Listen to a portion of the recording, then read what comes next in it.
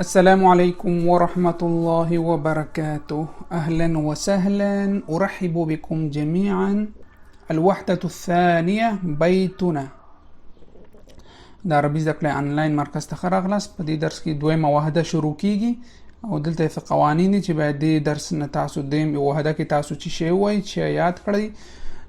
مهم پکې د ادوات الاستفهام بیا هم راځي، متى وکیف وکم وبکم وهل او ضمیر متصله دي او نور شیان دي. نو لن خپل درس پیلو هله کوم درس پیلول نه مخکې هله کوم تاسو نه چې یوټیوب کې عربیک پښتو اکیډمي چینل سبسکرایب او د چینل سکرین شاټ واخلئ او فیسبوک کې دوستانو سره شیر کړئ خپل سټوري کې.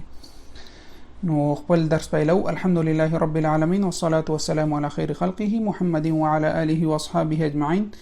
سبحانك لا علم لنا إلا ما علمتنا إنك أنت العليم الحكيم. رب اشرح لي صدري ويسر لي أمري واحلل عقدة من لساني يفقه قولي. ربي زدني علما. بيتنا زمون کور، بیتنا زمون کور.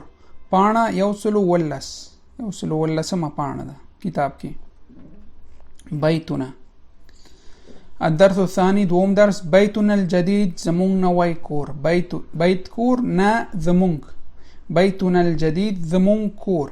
الحوار الأول لملي محاورة استمع وأعيد. أين بيتنا الجديد يا أبي؟ أين بيتنا الجديد يا أبي؟ زمون نوای کور چیرته ده ای پلارا؟ ای پلارا زمون نوای کور چیرته ده؟ أين بيتنا الجديد يا أبي؟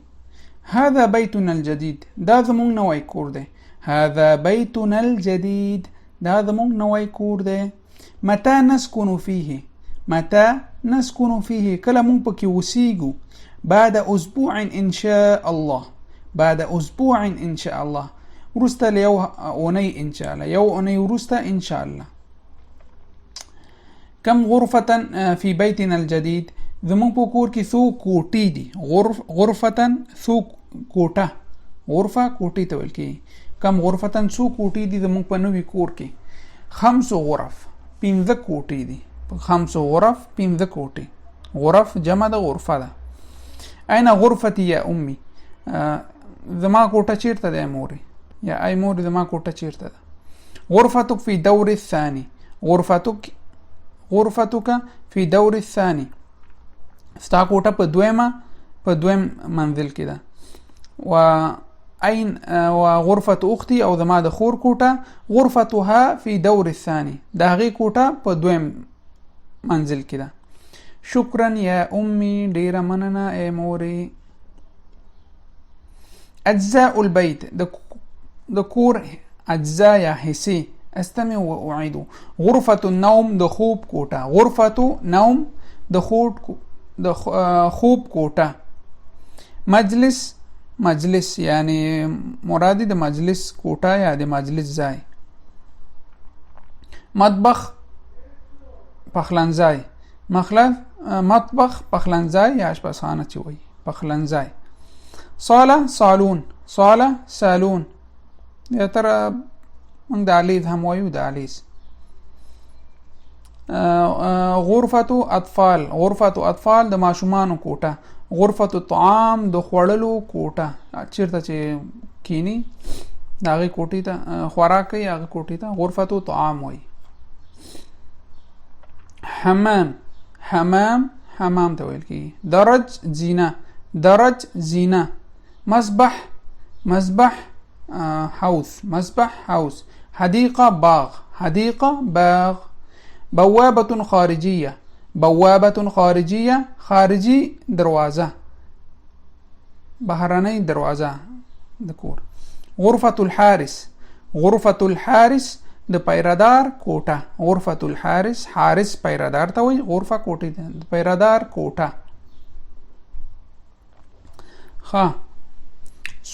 سور دیوال ته ویل کېږي.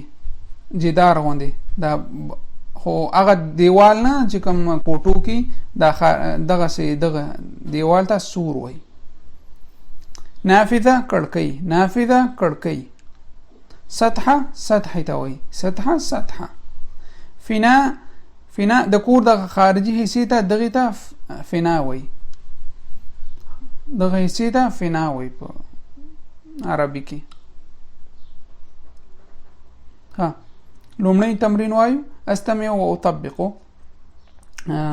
اورم او بیا دا تطبیقوم. نافذه البيت، كم نافذة في البيت، كم نافذة في البيت. په کور کې څو کړکۍ دي، څو کړکۍ دي په کور کې؟ 9 نافذة. 9 نافذة، 9 نافذة. في البيت 9 نوافذ، في البيت 9 نوافذ. په کور کې 9 کړکۍ دي. نافذة مفرد او د جمع ده، نوافذ 9 کړکۍ دي. اوس دلته باب البيت همدغه دې ته وګورئ او سوال وکړئ. كم بابا في البيت، كم بابا في البيت. اوس دلته في البيت 10 أبواب، باب مفرد جمع أبواب. لس في البيت 10 أبواب، 10 أبواب. غرفة البيت، كم غرفة في البيت؟ في البيت يا 7 غرف، في البيت 7 غرف.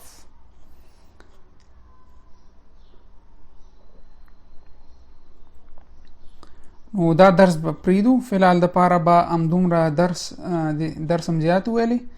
نو د کې تاسو چې یاد کړئ مفرد مذکر مفرد او جمع لغتونه دغه تاسو د درس کې اشاره ډیره سوی. نافذه یو کړکۍ، نوافذ جمع د کړکیانو، باب یو دروازه، دروازه جمع ابواب، غرفه کوټه او جمع غرف.